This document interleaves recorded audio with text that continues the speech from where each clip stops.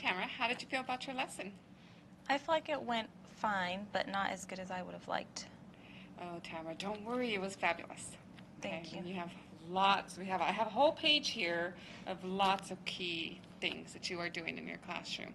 I can see learning happening. I can see the students are enthusiastic. So those little things will be okay. My purpose here is to be here for you. So whatever it is that you feel didn't go quite well, it's okay. We've all had those days. Right. And just remember, next time is another day. You got a new day, new start, right? Okay. So why would you say that? Why would you? Let's start with the very positives.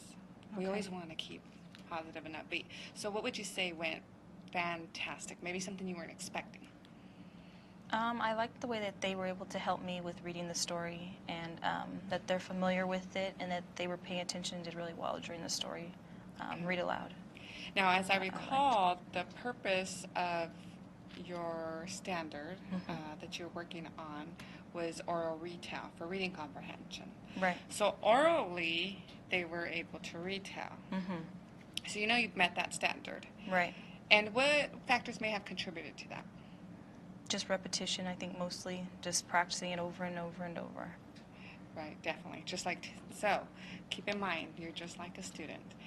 Practice will make perfect eventually. So Right. it's okay to make mistakes. Okay. So now, what else do you think went really well? I think the engagement part went really well, and their behavior, that part, so that leads to the engagement, that they're paying attention and not fooling around.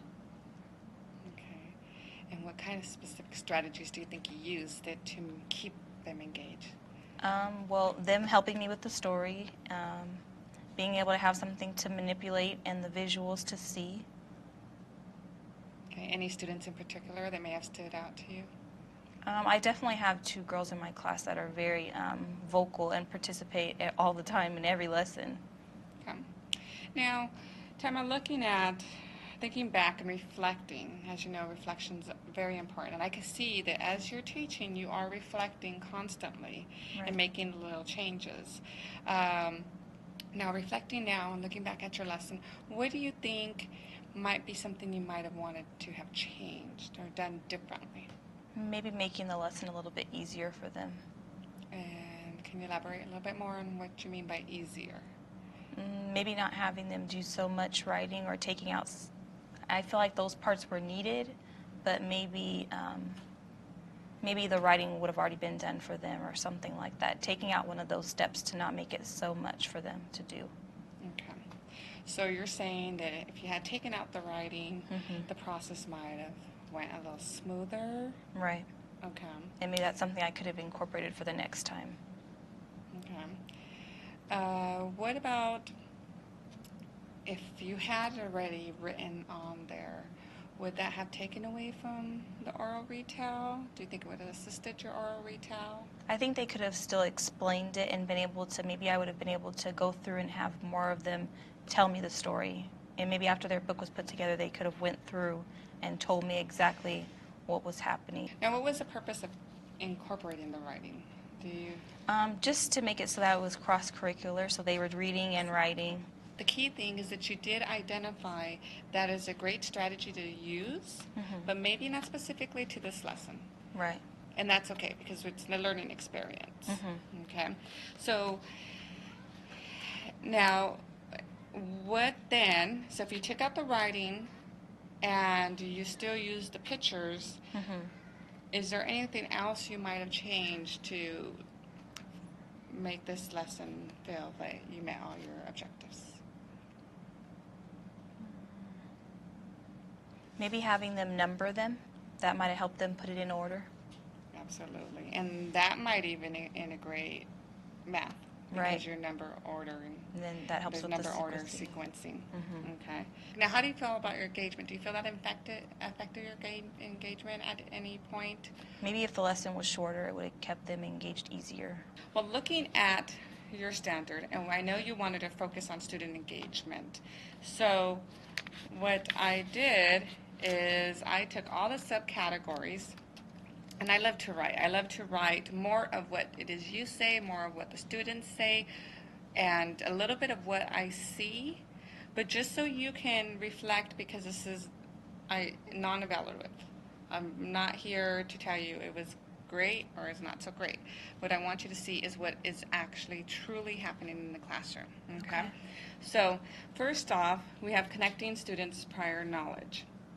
And then, so basically tying it into what they already know. Mhm. Okay. I have teacher uses hand gestures to review the story structure. That is perfect for students, especially at this age, because they love using their hands. They love being interactive.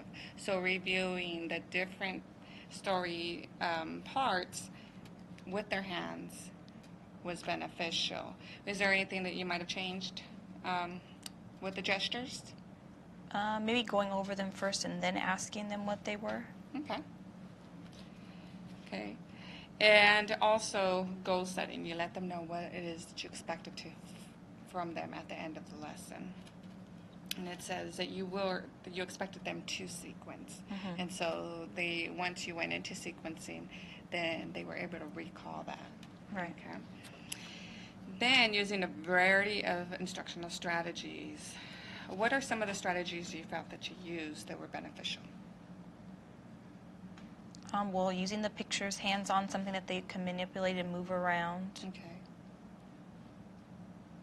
Any technology that you found was key? The hover cam and the projector, and then the use of the big book so that they're easily able to see the pictures and what's going on in the story.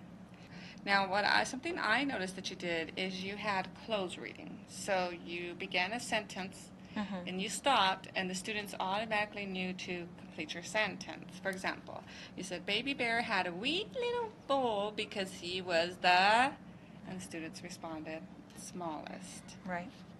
And that is one of the strategies I saw that was very effective in keeping them engaged. Right.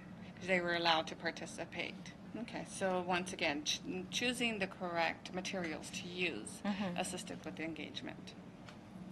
And definitely, I think what I loved most were the songs. And they had plenty of songs to suggest. You also gave them an opportunity to choose a song. And I noticed that you were able to kind of sit back and they were able to guide themselves and sing Right. along. Is there any particular song you have for just specific transitioning? No, pretty much they just start singing on their own. Just kind of give Just them whatever, whoever starts autonomy singing to first, choose. the rest of them just join in. And I noticed you used some gestures. Mhm. Okay, so that once again that ties into the engagement. Students be able to interact with you. Right. Okay. Now, the next category is facilitating learning experiences. You gave them an opportunity to sing a song. They were sounding out words with you and sounds, stretching words. Mhm. They were following along. That you were able to refer to the sight word list Yes. as an example of what a complete sentence is and what a silly sentence is. So that was wonderful because I know that students love using what they already know, Mhm. but they also need to know how to use it properly. Yeah. Okay. And now student engagement and problem solving and critical thinking to make subject matter meaningful. This was what you did throughout the lesson as you wrote on the parts of the story, and you asked questions, comprehension questions. For example, do we know why she's called Goldilocks? So you're asking students to dig deeper. Right. Okay, so with that, just asking those kind of sentences, I feel that students are allowed to engage themselves even more because they're required to think a little bit deeper and give you a response. What I noticed is when students were falling behind and you were ready to move on to the sequencing part and you noticed that the students weren't keeping up with you, you asked them to hold their paper up. Mhm. So holding the paper up in the air showed you that they were all on the same page. You were able to see it and not necessarily having to spend the time to walk all the way around, but it also kept them focused and engaged. Right. So that's another strategy that you can continue to use to keep the student engagement. And what do you think about putting the one sheet and the other sheet on top? Do you think that was good or not good? So that way if they weren't quite finished, they could keep working and the other ones could start working that were waiting. Do you mean on the cover cam where you had one that was still visible? Right. And then the other, yes, I think that definitely helped because when students weren't finished, they were able to still refer to the top page. Okay. Okay. Okay. Anything else that you might need of me? Would you like me to find for you? Any resources? Anything that maybe I might be able to model for you that you feel might be a need of yours? Maybe a way to do a story retell with them, like at this point in the end of first trimester, that will make it easier for them, but still having something that they can manipulate. Okay. All right.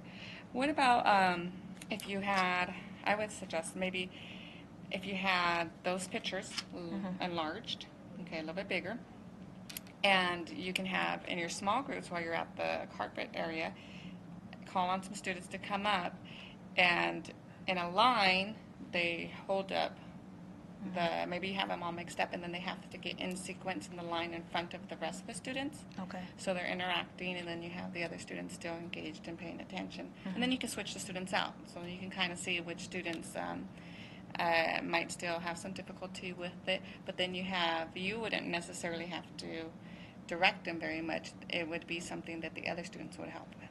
That sounds good. It's an idea. Okay. Do you have any other questions or anything else that you might need? That was the main question I had. Okay. All right. So knowing this, we looked at many, many strengths and some of the weaknesses and some things that just probably weren't necessarily a weakness, just something you might want to try differently next time. Right. With this said, what we would do now is take those strengths and weaknesses and your teacher needs. And the next step is to move into your IIP, your individual induction plan, and coming up with a question, a specific question for an area of need that is going to help direct us along the way. You will need some assessments to help monitor and guide your instruction. We'll gather some data. And we'll look into some resources to help you meet those professional goals. Sound good? Mm-hmm. Okay. Thank you. Great job. Thank you.